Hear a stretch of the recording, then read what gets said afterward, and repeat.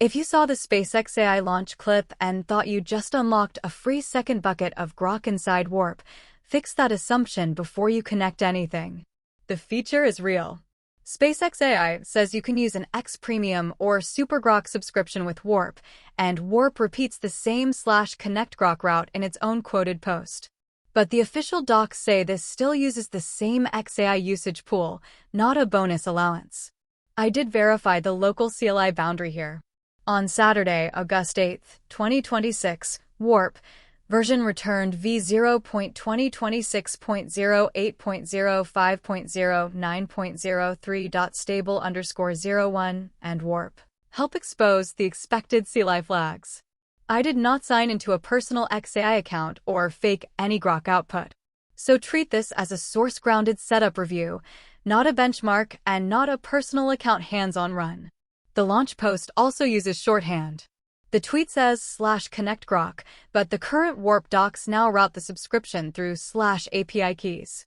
Warp says to open /API keys, select the X Premium or Super Grok row, approve XAI OAuth in the browser, then open /model and choose a specific Grok model with the key icon.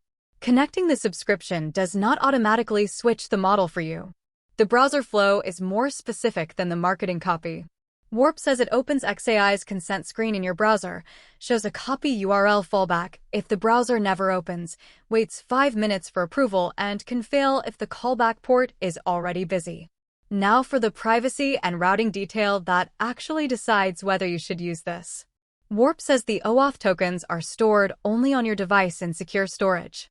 But when you send a prompt with a supported Grok model selected, Warp says the local client sends the access token and prompt through Warp's backend so Warp can call XAI on your behalf. So the clean summary is local token storage, but not local-only request routing. That routing detail is also why the zero data retention story changes. Warp says it has zero data retention agreements for Warp-managed inference, but once you bring your own subscription, XAI side retention is governed by your own XAI account terms. Warp explicitly says it cannot enforce zero data retention on XAI's side for requests sent through your subscription. If zero retention guarantees are a hard requirement for you, that alone can be a deal breaker. The next trap is billing. Warp's Grok subscription docs say requests from Warp count against the same weekly XAI pool shared across Grok Chat, Grok Build, and API-labeled usage.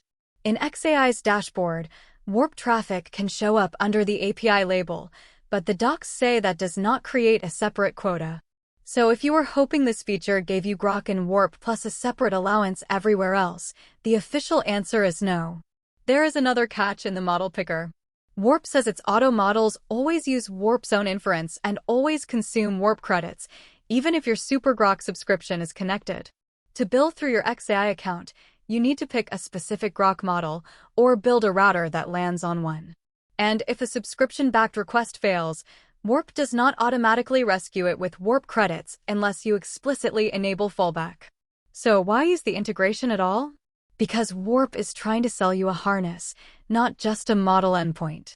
The official agent CLI launch footage shows the session staying alive while the agent changes directories, driving full-screen terminal apps like Vim, orchestrating subagents, and handing work off to the cloud. If those harness features matter to you, then getting Grok into that same terminal-native workflow can make sense even without a second quota bucket. Warp's broader harness gives the integration a reason to exist beyond simple prompting.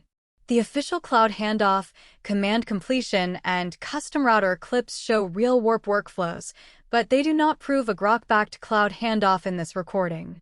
Their narrower point is that Warp provides an explicit routing and terminal workflow around the model, not a free model upgrade. So here's the fit test. Good fit. You already pay for X Premium or Super Grok, you want Grok inside a multi-model terminal agent, and you accept that Warp plus XAI both sit in the request path. Weak fit, you expect separate quota, you want Warp Auto to inherit the subscription, you need hard zero retention guarantees on the XAI side, or you want proof that Grok is better than other coding models. This source pack proves a workflow and billing integration, not a benchmark win. The practical next step is simple. Verify that Warp Agent CLI is working for your Warp account. Open/API keys. Connect the X Premium or Super Grok row.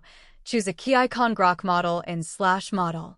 And then watch XAI's usage tab to confirm you are burning the same shared weekly pool you expected.